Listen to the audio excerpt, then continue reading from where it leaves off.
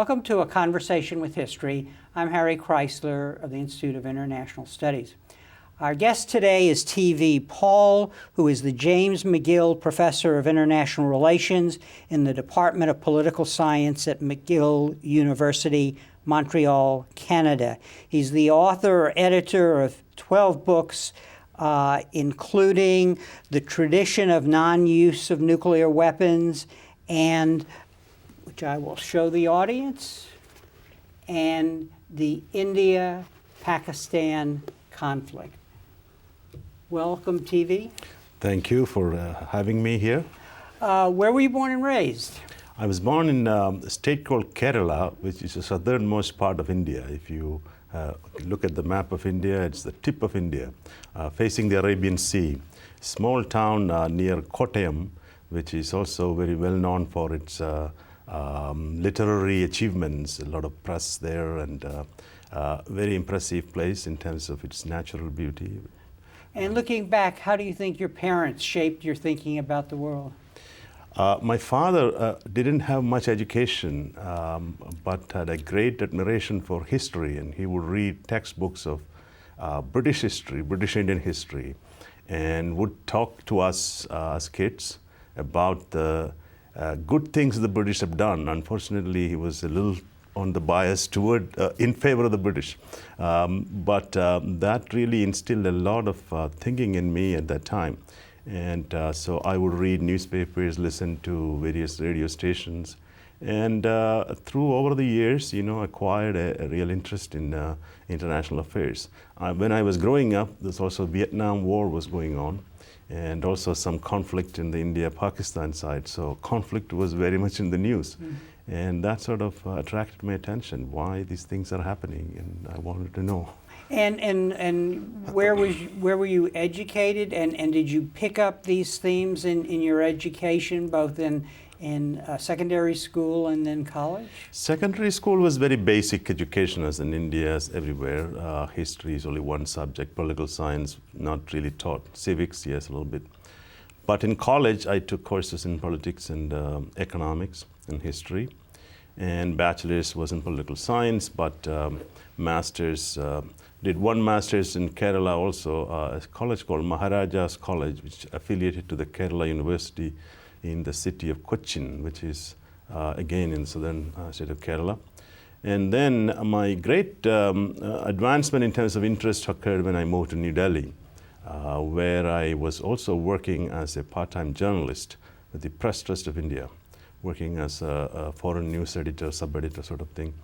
And then studying at the Jawaharlal Nehru University, India's premier institution to study international studies, where I studied disarmament, arms control, international politics, those sort of, and did an MPhil there.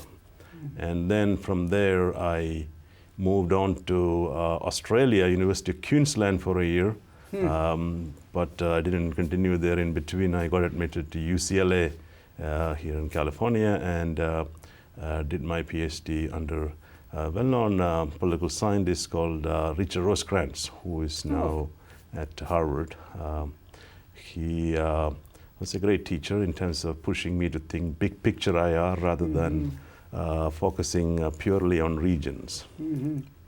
And I'd be curious, because you said you were a journalist. As you were getting this education, and we'll get you to UCLA in a minute, was there an interplay between what you were studying in terms of history and political science on the one hand, and then also editing material on current events? Very much so. I was often in charge of distributing the international news to the whole of Indian media through this network they had. So I would pick the news, which one goes, which one doesn't go, which one I would cut. They sort of, because they only can publicize only so much. There's a kind of a centralized distribution network. Beyond that, what struck me was the need for more in-depth understanding of international relations. And as a journalist working with the news agency, I wasn't quite satisfied that I couldn't say things in a news clip or whatever, So I started taking classes and realized that my true call is a sort of academic, but write in such a way that it will at least appeal to a slightly broader audience than pure theoretical people. But I was very impressed with the the need to understand international relations theory and apply that into policy relevant issues. Mm-hmm. Now, what at UCLA, working under Rosecrans, what did you do your dissertation on? I worked on a topic called asymmetric conflicts, war initiation by weaker powers. I looked at different wars, and one of the things that struck me was the relative little attention given to the fact that many wars in history are started by weaker powers, relatively weaker powers. So even in the India-Pakistan conflict, out of the 4 wars, 3 of them were initiated by the weaker side, relatively weaker side, that's Pakistan. And so my puzzle was, why is it so, and why is this literature doesn't give much allowance to that? Dominant literature says if you're strong, the other guy won't start a war. So then I looked back at history and I selected 7 cases from the 20th century, the Russo-Japanese War, the attack on Pearl Harbor, the Chinese intervention in Korea, the Egyptian offensive in '73, before that the '65 Pakistan offensive against India, then the Falklands. So I tried to look at some common threads, and I found that strategy that these smaller powers have matter a lot. They are looking for limited gains, territorial gains often, or they are not expecting major retaliation from the stronger side. So the calculations that they have affect their decision-making choices, and they try to circumvent the superior power's material capabilities. Sometimes they could succeed, or they want to create what you call a fait accompli situation, as Sadat in 1973, forcing the other side to negotiate. Which came out as a book from Cambridge University Press and did very well as a work. Yeah, and it would seem to be a topic that's increasingly important today. Let's talk about international relations, because this background of yours is interesting in terms of actually covering events as a journalist or looking at the coverage of events. What have you gotten from international relations theory that you didn't have before you undertook your course of studies? I think the big issue for understanding world politics is whether theoretical tools are necessary or not. There is a group of people who would say internationalist theory doesn't make any difference. You can just analyze. Always my inclination is there is a difference between description and analysis or explanation. I'm interested in explanation, but not in such a way that avoiding description to some extent, because you can't avoid that. I'm also interested in eclectic theorizing, which means I'm very uneasy with the notion of pigeonholing international relations theory as we have done in realism or liberalism or constructivism, because I see phenomena are much diverse, very difficult to say this exactly explains everything in international, or actually it shouldn't explain everything, but the fact that explanations sometimes have to tailor to particular topics, particular issues, particular contexts. And I think my big pitch has been look at the puzzle rather than just the paradigm. If the puzzle tells you that realism or the approach that we have in international relations is useful, use it, but not to say that there may be other puzzle that may require combination of approaches or even the application of another perspective. Now that makes you a little bit wishy-washy in the face of critics, but I think many disciplines are moving in that direction. Comparative politics, for instance, is a lot more puzzle-driven now. IR is not yet, because of our attachment to the core theoretical perspectives. So I do think that theory is needed. Without that, we will be describing events. Just because we don't have deep theoretical understanding today doesn't mean that we should abandon it. We should pursue. At the same time, be sensitive to the weaknesses of theory. Theory is not everything. Theory cannot explain everything. But at the same time, approaches are needed, methodologies are needed. And this, I think, students should be aware that when they, even critical theory sometimes don't want to talk about it, but the point is that how else social science will advance. So it's a matter of appreciating and using some of the tools. And in my case, developing puzzles and explaining them. International relations is the study of international anarchy. What are the qualities that students should bring to the table or develop in order to study, especially if you're studying the international system, the there that doesn't seem to be there? Or is there a particular approach to thinking other than the ability to deal with complexity, which you just described?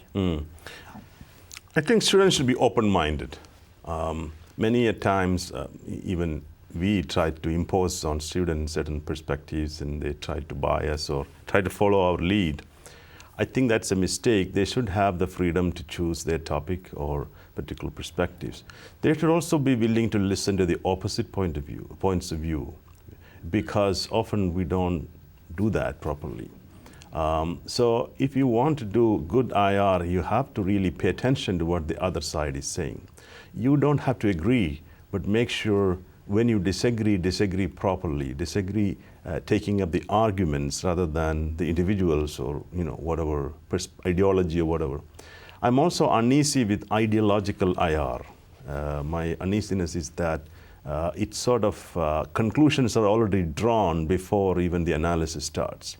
I have no problem people taking ideological points of view, but the point is that then do a proper analysis and either prove or disprove. And one should be humble enough to say my hypothesis does not work. Just a case of a Marxist analysis.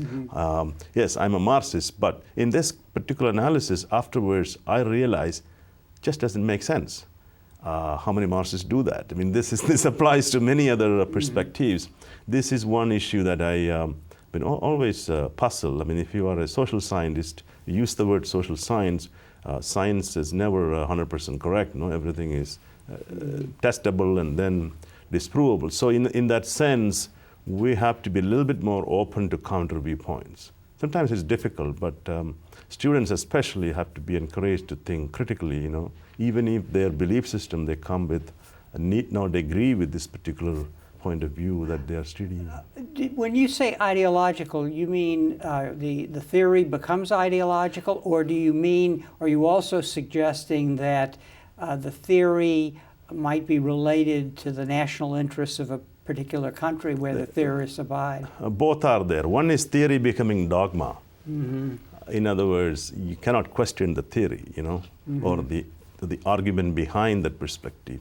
The other is my country is always right, sort of thing. So theories are used to explain particular behavior, but at the same time, rarely critical analysis comes out because our national interest or we have a higher purpose, the other guy doesn't get it, that sort of thing.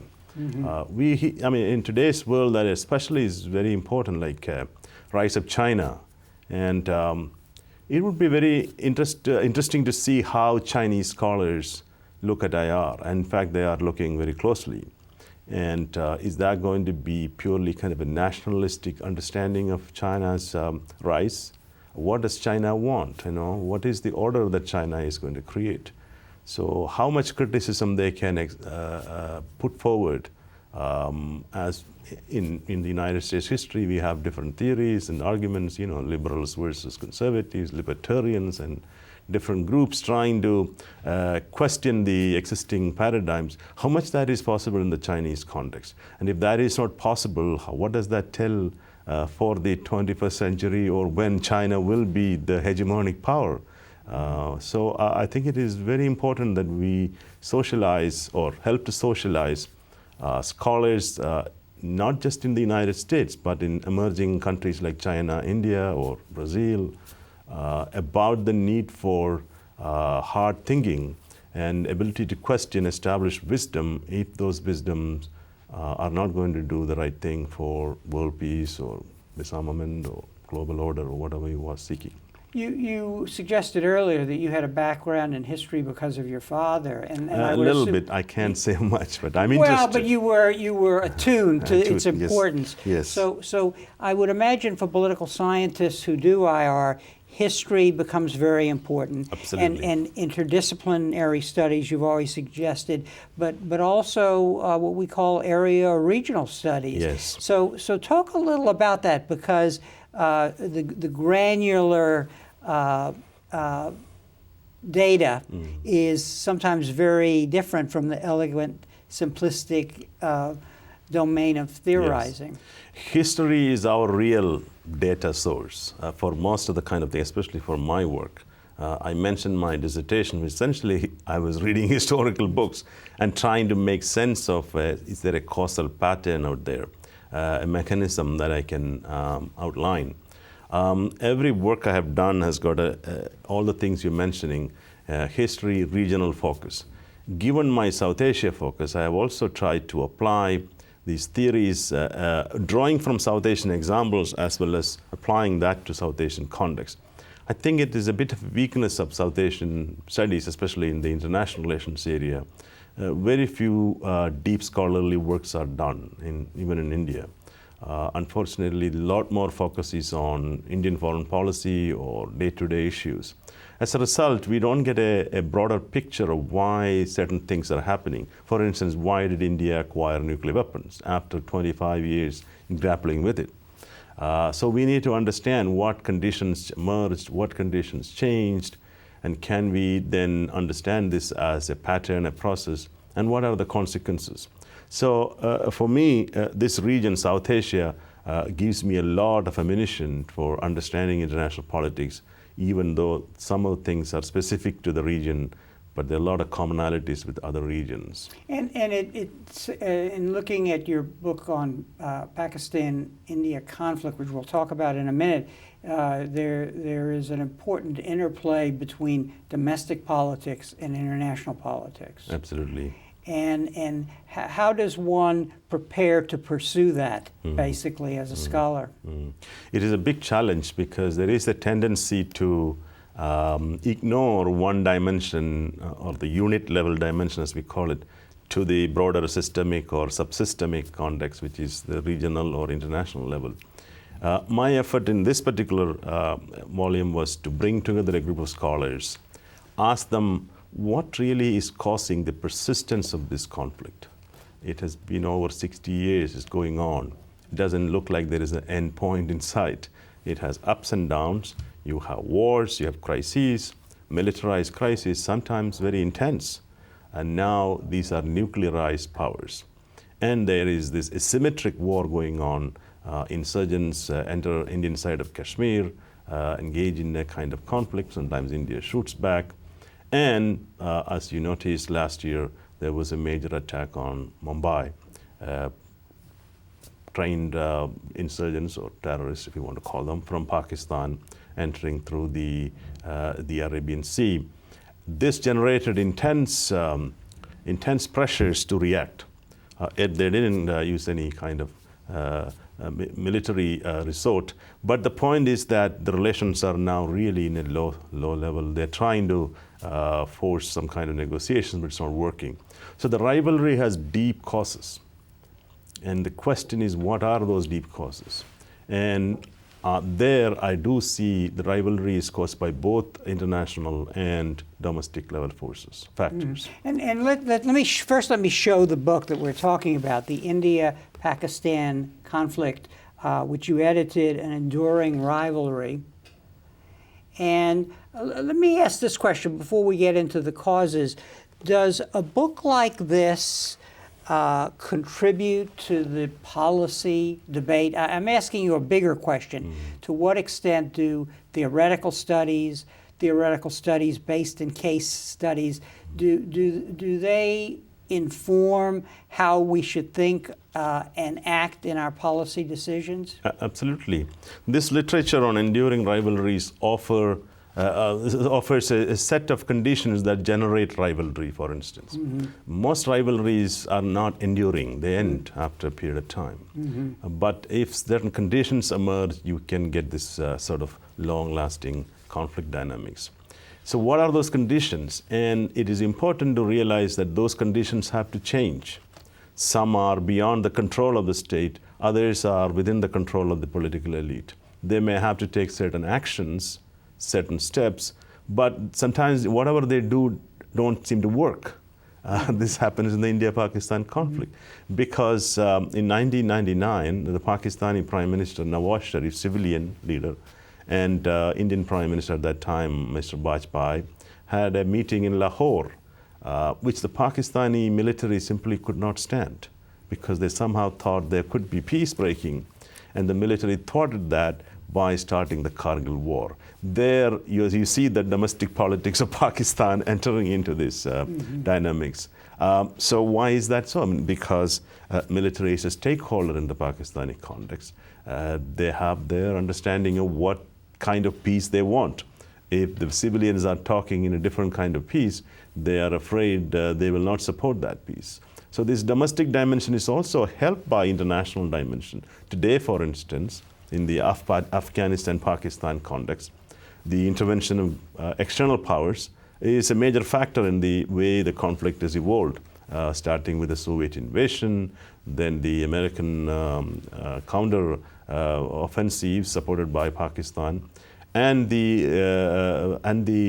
way the conflict ended in 1989. Since then, we all know the rise of the Taliban.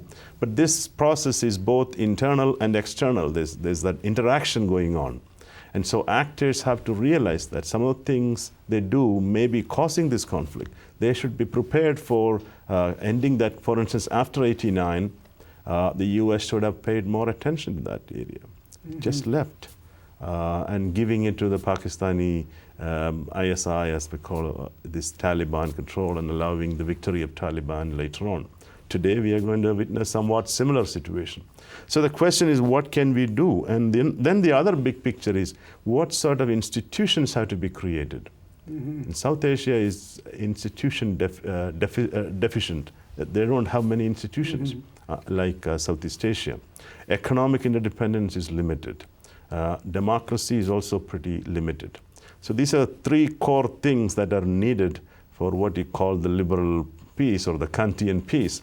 And so there, the leaders have to take certain steps. So a book like this would urge them to think of ways to achieve peace, even when certain structural conditions don't allow that. But those conditions sometimes can be overcome by concrete choices the leaders make.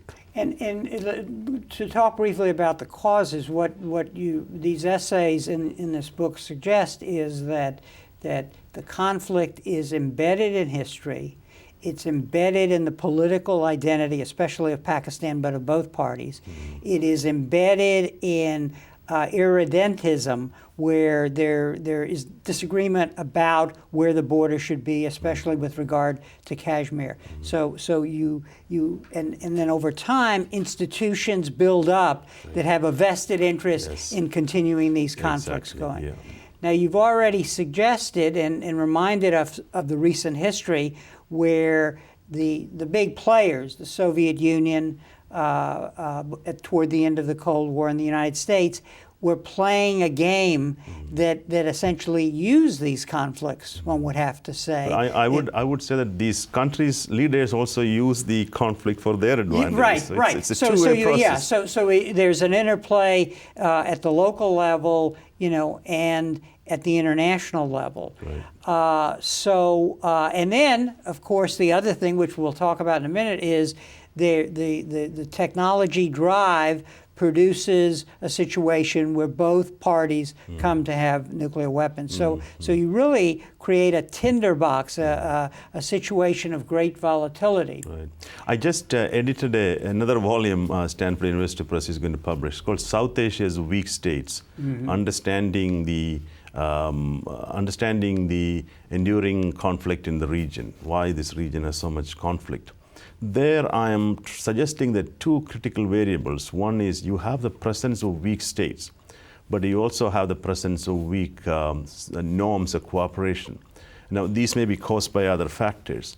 One of the things there I identify, countries like Pakistan, for instance, are weak, but at the same time in a lopsided way. They have the coercive power to use force against themselves, their domestic opposition, as well as outside. So as long as this lopsided power they have, coercive power they have, they're not going to fall apart. But they will continue engaging in a conflict dynamics.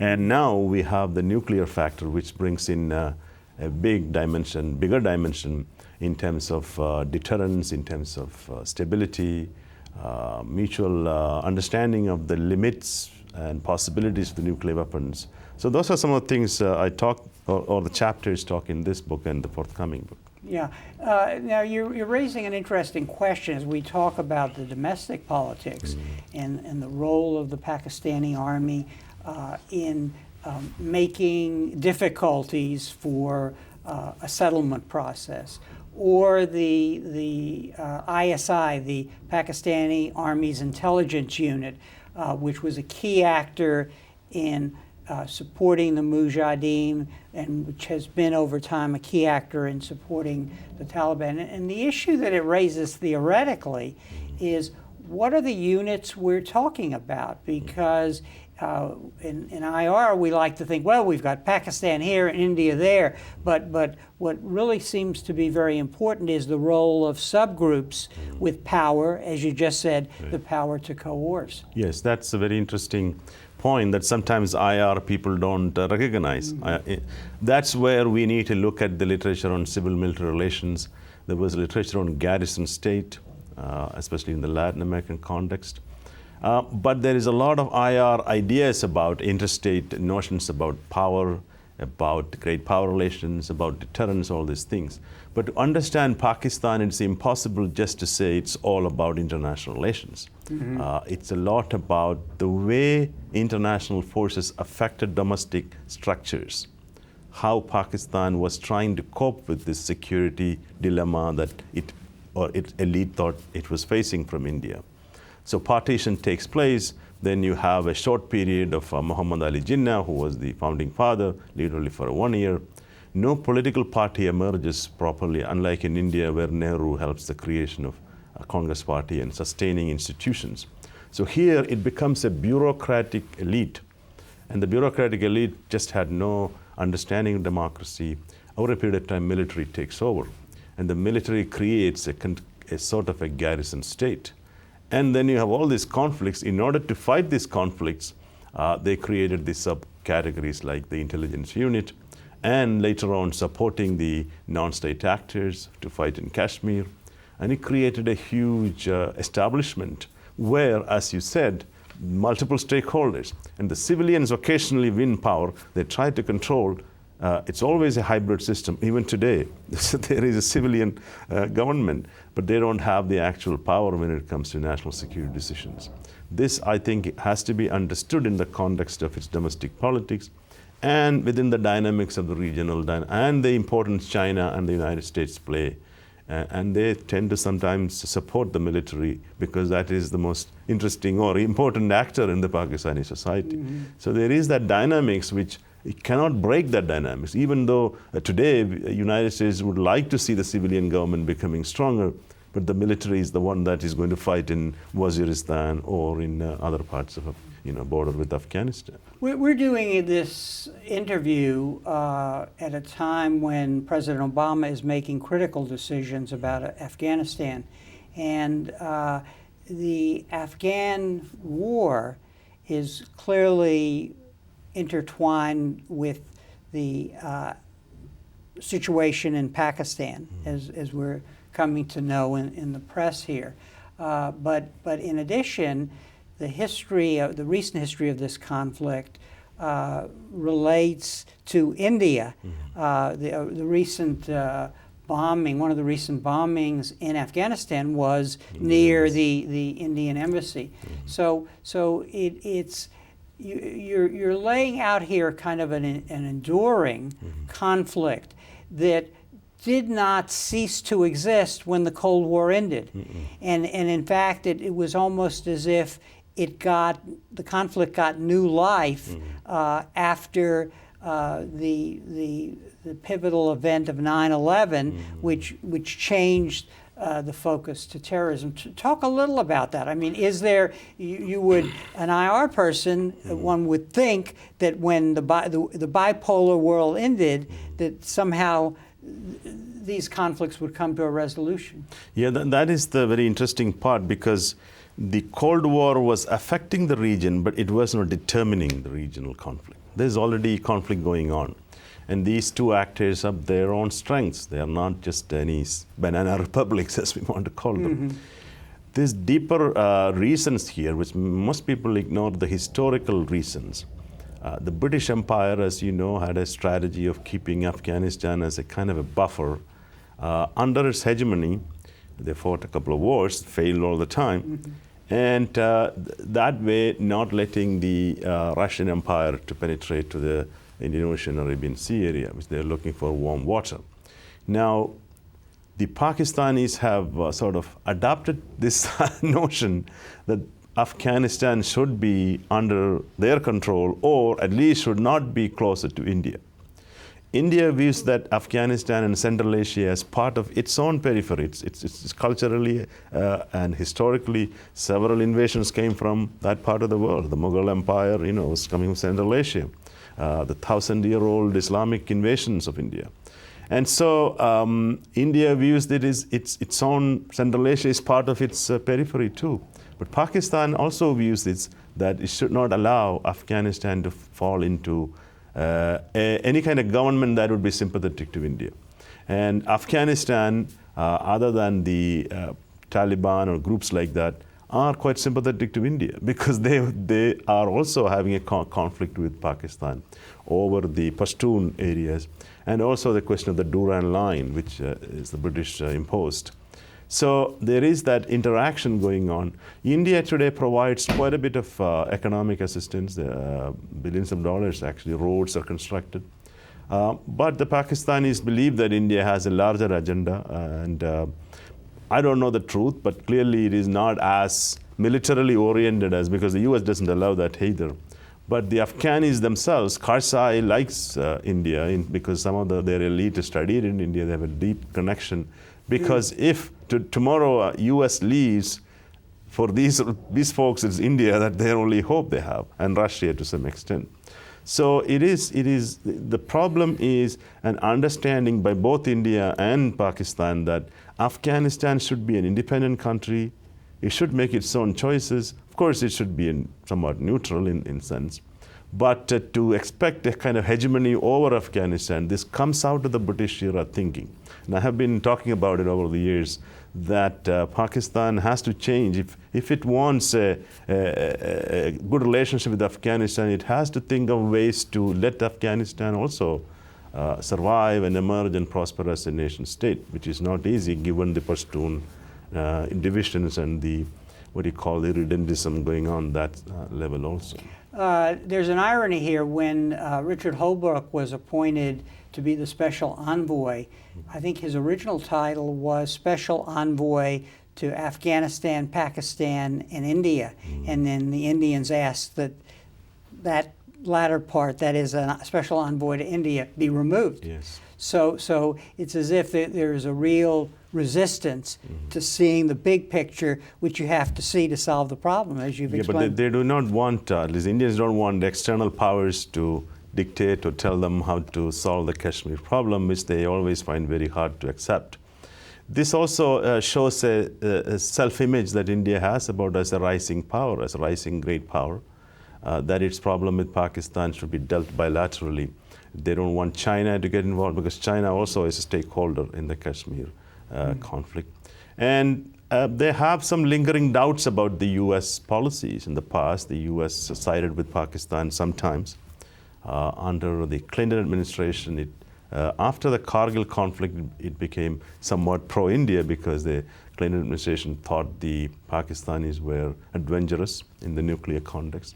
And then under Bush, they kept a kind of equidistance on Kashmir, but Bush was a big promoter of India, as you know, the India-US nuclear deal. And Bush is well respected in India, so is the current president, but the point is that Bush was the first one to treat India differently than other US presidents. So that clearly shows that the American policy could change, and there was some trepidation about the Obama administration's initial approach to Pakistan and Kashmir. And as a result, this was forced in, the administration took it away. In a way, it is good, I think, because you don't want to mess up with this Afghan conflict with Kashmir, and it's going to be very difficult to solve all of them at the same time, even though ideally it is what we need. This is a good point to segue into the other book I want to discuss with you. Your book published by Stanford, The Tradition of Non-Use of Nuclear Weapons. And the problem before you was, how is it that after Hiroshima and Nagasaki, nuclear weapons have not been used? And what was your finding? Mm. This was a long-standing project that I have been working. Even from my graduate days, I attended a talk by Thomas Schelling at UCLA, and I thought, oh, nobody has written a book on this. Why nuclear weapons haven't been used since Hiroshima and Nagasaki? There are two theories, or dominant theories out there. One is the notion of deterrence, mutual deterrence, that the US-Soviet Cold War relationship was mutual deterrent, neither could use it against each other. The question that here I address is, why haven't the nuclear states used it against non-nuclear states? For instance, in Korea, in Vietnam, where the nuclear powers, Korea was a stalemate but did not win. Vietnam also the same thing. And there were considerable thought especially in the US administration, both Truman and Eisenhower, and later on in even Nixon periods, about the possibility of using nuclear weapons against the Chinese and the Vietnamese and all that. So why hasn't that been used? And the prevailing wisdom is that maybe it was because it just wouldn't provide the benefits that we're looking at. And I went and looked at the archival materials, and I found some other pattern is also working much more powerfully, which is what I call reputation and image. United States used this weapon against Japan, and it was a very powerful event in human history. It created considerable questions about the ethics and morality, etc. So there was a 2-3 year period where you have great effort to create a nuclear-free world. The effort to create, there was a Baruch plan, and the plan was that both the Soviets and the United States would give it up under international control, at the same time creating civilian energy. But that didn't last, as 1949, the Soviets tested. And then the Korean War started, a major theater where nuclear use was contemplated, but did not happen. And then the Pacific test in the 50s, the big hydrogen bomb, etc. From there onwards, a sort of a tradition or a normative prohibition against nuclear weapon use emerged. Of course, there are ups and downs. And then you have the 60s, the test ban treaty, Cuban Missile Crisis also forced people to think about the difficulties to use nuclear weapons. You have the NPT, or the Non-Proliferation Treaty, which implicitly created this notion of you cannot use it against non-nuclear states. And so it was a process evolving, but some people call this some kind of a taboo against the use of nuclear weapons. I like to call it a sort of slightly lower level, because nuclear states have plans to use them if under certain conditions. A taboo, you don't even consider that particular option. So this tradition has emerged, and it has tremendous ramifications for non-proliferation, how developing countries or non-nuclear states look at the nuclear weapon states. And I have also the approaches of other states like China, Russia, India, Pakistan, and Israel, whether they were influenced. And my finding is that they were influenced in a limited way.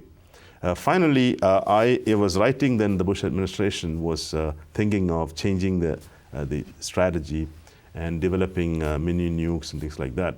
And that is what prompted me to argue that this tradition is in the interest of the United States.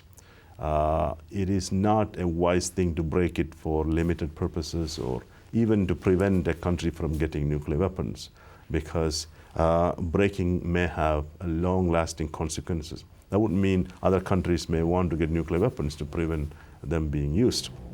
So the fact that it has both history in it, both theory in it, and some policy prescriptions, it's attracting some interest among scholars and policymakers.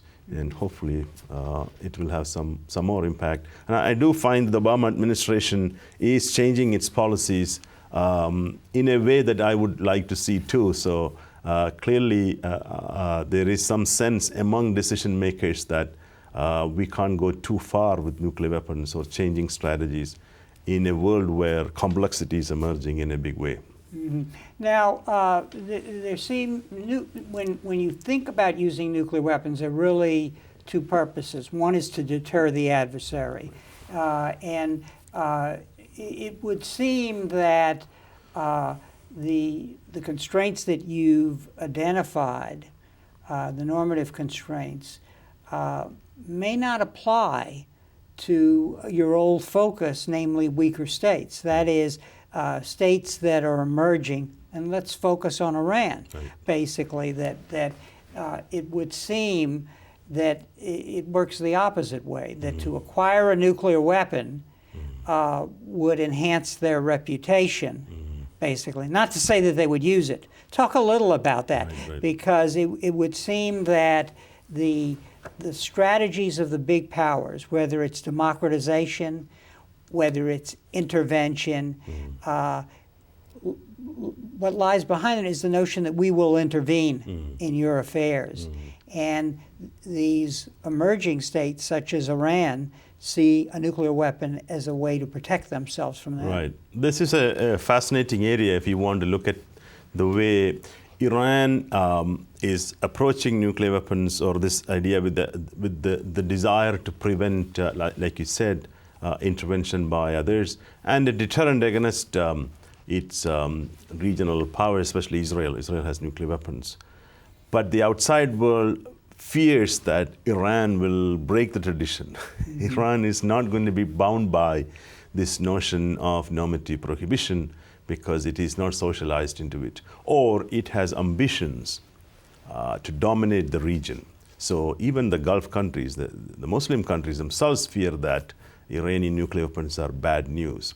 Part of it is the fear that it is a revolutionary regime, and it makes, or its leaders make statements that are kind of revolutionary or challenging the status quo, or sometimes outright denial of the other side's existence, such as the Holocaust denial, etc. So it generates a lot of fear among the regional states. What if this country gets nuclear weapons? Right now, its capabilities are only conventional. Will it use it for purposes beyond deterrence? And that is also driving United States to some extent. But I think Israel many Israelis truly believe that Iran will try to use this capability for its purposes beyond, or it will transfer weapon to non-state actors, etc. My reading is that maybe we are reading too much into it. We had revolutionary states before acquiring nuclear weapons. Stalin, Mao, and Mao had a cultural revolution. It's a pretty nasty one, no? We have North Korea today, which is also very unpredictable. The irony is that once countries get nuclear weapons, there is an initial period of uncertainty. They are not sure what this toy is quite tempting. And Pakistan, by the way, tried to use the toy to get Kashmir, as the Kargil was an effort. And even today, using that cover for the asymmetric war. But there is a point in time, leaders tend to realize there's only so much you can do with nuclear weapons. If you go too far, you are in trouble. You can use some point of view. But my own reading, the Iranians are going to take a little bit of time, but they are not going to be anything totally different from what we have witnessed historically. Because if they use nuclear weapons, there won't be an Iranian state. Israel has 300, 400 weapons. Of course, it's mutual. But the only nasty thing I can think of is they are giving this capability to non-state actors. Even that, looking at the Iranian behavior, what have they really done so badly? I mean, it's not clear they are going to be the big challengers. They will make noises. So in a sense, it is a socialization of the Iranian elite that is needed. That would mean a lot more interaction with them, Western scholars as well as others who have experience with nuclear weapons say, these are the things you can and you cannot do. And that process needs a little bit more arms control regime can be created. I think we are missing that opportunity by using coercive approach towards Iran or vice versa. But so there is a period that is crucial here. Now, as you say, there were many revolutionary states that have acquired nuclear weapons. What about this? Namely, that the tradition of non-use is a set of secular values, we could say, and that do you worry at all about religious regimes, you know, in which the apocalypse or bringing a new world into existence based on religious texts, does that in any way affect your thinking about who acquires nuclear ability on the one hand, and on the other hand, does it require additional constraints? Or is the religious ideology just another ideology, and once people have state power and have nuclear weapons, they move to this non-use set of norms? This is one issue I discussed with, and I came to the conclusion that most states, almost all states, are not going to be users of this thing, even if they are run by religious-driven forces. But the greatest fear I have expressed that is the non-state actors or cataclysmic non-state actors. In today's world, you have the Al-Qaeda probably is the closest. The Japanese group was also there, but they, I think, are not that effective anymore. Even Al-Qaeda, there are these people argue that their goal also is domination of the world rather than destruction in a way that they won't be able to dominate. So where are they going to use it? If they use nuclear weapons against other Muslim countries, what sort of sympathy they're going to get among these countries? If they use against non-Muslim countries, then reaction could be pretty bad too. So, but there is great uncertainty what they can do with nuclear materials, the dirty bomb, for instance. The big challenge is going to be rogue scientists, or as in the case of Pakistan, you have a couple of scientists trying to give... A.Q. Khan. A.Q. Khan included. But more than A.Q. Khan, there's few people who were supporting the Al-Qaeda, giving them blueprints, etc. Actually, the U.S., when it invaded Afghanistan, discovered some of these blueprints from caves. And that is very risky. In order to prevent, we really need to get a hold on what Pakistan, who controls the Pakistani weapons as well as facilities, and whether if something happens to the central leadership of Pakistan, will these things go into the hands of the non-state actors. Beyond that, I don't see regimes, countries themselves doing it. Countries are easy targets. They're sitting ducks. If tomorrow, say Pakistan or Afghanistan leaders we know did something really nasty, you can engage in a strike that will finish them off, no? So in that sense, what they would do is elements may support these non-state actors. But it is not as easy as we think that even in that case to develop a proper usable nuclear weapon and engage in maximum damage, because you need certain altitude, you need certain kind of technology to achieve that. So far as we know, not many groups have done or achieved that, but future is unpredictable as technology is evolving. I know you're working on a new book on globalization and national security, and you're head of a project at McGill working on that. What do you see in globalization after the economic collapse that might threaten some of the certainties that we've developed about national security, about non-use of nuclear weapons, and so on? Is it primarily the empowerment of non-state actors with malicious purpose because of their ideology? We were actually testing, a colleague of mine, Norman Rifsman and myself, testing some of the propositions that were developed during the globalization or the intensified globalization era since the end of the Cold War, basically. Trying to, some people argue that this national security aspect of state is no longer important. Countries are becoming less interested in securities, reducing their military forces, spending. They are using international institutions, non-state private security forces, etc. There is a big literature in international relations trying to argue that the state is pretty much weakened as a result of globalization. And then these non-state actors such as Al-Qaeda and terrorists are equally playing a big role in the way world politics is conducted. So our testing was conducted on different regions and different issue areas and looking at major states such as the United States, China, Russia, and looking at regions where European Union, Latin America, and South Asia, where how globalization has affected their security calculations. What we find is that after the end of the Cold War, there was a period of retrenchment. Countries reduced military spending, but it went up further slowly now. After 9/11, it has gone to a bigger, especially for the United States. There are some subtle changes taking place, a lot more use of private security providers, a lot more emphasis on fighting transnational crimes and terrorist groups, etc. But still the big picture spending for the big powers is still non-traditional military capability. Aircraft carriers and the big aircraft, and the Chinese are also developing these things.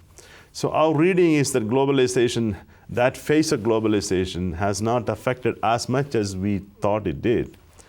States are adapting, and this national security state is alive and kicking. It is not going away anytime soon. Now we talk about deglobalization since the collapse in the financial industry. What we are witnessing is that even after this deglobalization, the military spending is still going on because security issues have increased in some sense. And I don't see the emerging powers like China or India reducing military spending. In fact, globalization has helped them acquire more wealth, and that wealth is being now transferred in a limited way to their military acquisitions. India is building or acquiring aircraft carriers, submarines. China is doing a lot more. And this shows that the national security state is a very powerful state. It is the core function of the state. Although there are fewer wars today, that's probably affected partially by globalization. Or the end of the Cold War, things have changed about the notion of warfare. But at the same time, one has to be cautious. I'm very cautious on the subject of countries who simply give up this notion of fighting wars and things like that. We need to create more proactive institutions, economic structures, and in the developing world, a number of weak states are still in existence where the hub of conflict continues. So do we have instruments? Using the traditional instruments sometimes very difficult. Our conclusion there also is that countries have to take a lead role instead of abandoning the notion of security, but define security in a broader way, not just interstate security. So beyond national. Beyond national, but countries still have to take the lead because we don't have any parallel institutions, even the United Nations, enough to give the power that is needed to transform world politics. Does the Non-Proliferation Treaty with proper adaptation, is it a path to continue down in order to continue this non-use of nuclear weapons? I think it is definitely an important element of it. And today we are talking about strengthening that treaty. Obama administration has come up with a number of provisions, arguments about how to strengthen the treaty. There are only 3 or 4 holdouts, India, Pakistan, Israel, and North Korea now, and Iran, of course, is violating it as a member, but I don't think it has withdrawn from the treaty. So the treaty has done some good, but the treaty has this bargain between nuclear haves or nuclear have-nots. That's the 6 or the 5 established nuclear powers who are allowed to keep their nuclear weapons under this treaty. And that is precisely where the non-nuclear states are questioning that logic. The nuclear states haven't reduced in a big way, although since the end of the Cold War there is some reduction. But one of the commitments they made under Article 6, that progressively they will reduce and create a nuclear-free world. This is the first step. NPT is only one step. in return, they're asking the non-nuclear states, don't get them. We are not going to, implicitly they're telling, we are not going to attack you, but you don't get them. But the nuclear states haven't followed through their side of the bargain. This has become a big issue. The NPT has to be reviewed every 5 years. And the last review conference, there was no successful resolution at the end. Usually they pass a resolution because the non-nuclear states question the whole thing. Today, Obama administration is focusing on that by connecting the arms control with Russia and also bringing in other states, create a more comprehensive understanding of a non-proliferation treaty itself and supporting the various components of it, which now include also the CTBT, which is the Comprehensive Test Ban Treaty, Fissile Material Cutoff Treaty, etc. Otherwise, the legitimacy of the claim that the nuclear states make often are difficult to understand. But even with that, I think we need further steps. Further steps could be a kind of a virtual nuclear world where capabilities could be there, but they should disassemble them, de-alert them, take them away. But it's a long way. But clearly a reduced US-Russia nuclear capability would help a lot. And I think they're talking about 1,000 warheads between the two. One final question requiring a brief answer because we have limited time. What do you worry most about with regard to the overthrow of the non-use regime? It depends how and when and where it will happen. Like I cite some arguments suggest that one use may not be too bad because then the world will be forced to, like Chernobyl, like Hiroshima and Nagasaki. But my argument is that it's unpredictable. What if the use is in a condition where the other guy was clearly threatening the use or something, and that it didn't create much damage as we expected? And then the temptation, okay, maybe we need a weapon that can reduce this collateral damage that we are afraid of. So the big fear is that decision makers were not socialized into this notion of non-use may try to attempt to use this for bargaining purposes without knowing that there is an escalatory process and accidental war taking place, especially in the regional context. That, I think, is a big worry for me in Korean Peninsula as well as in the India-Pakistan context and the Middle East. TV, on that note, thank you. We've covered a lot of material and very informative about some of the problems we're facing today. So thank you very much, but before I thank you, let me show your new book, Complex Deterrence Strategy in the Global Age, because in your previous book and in this book, you really go into many of the problems that are going to be merging as we move down the path of strengthening non-use. Thank you very much for being here. Thank you very much. It's a great pleasure talking to you. And thank you very much for joining us for this conversation with history.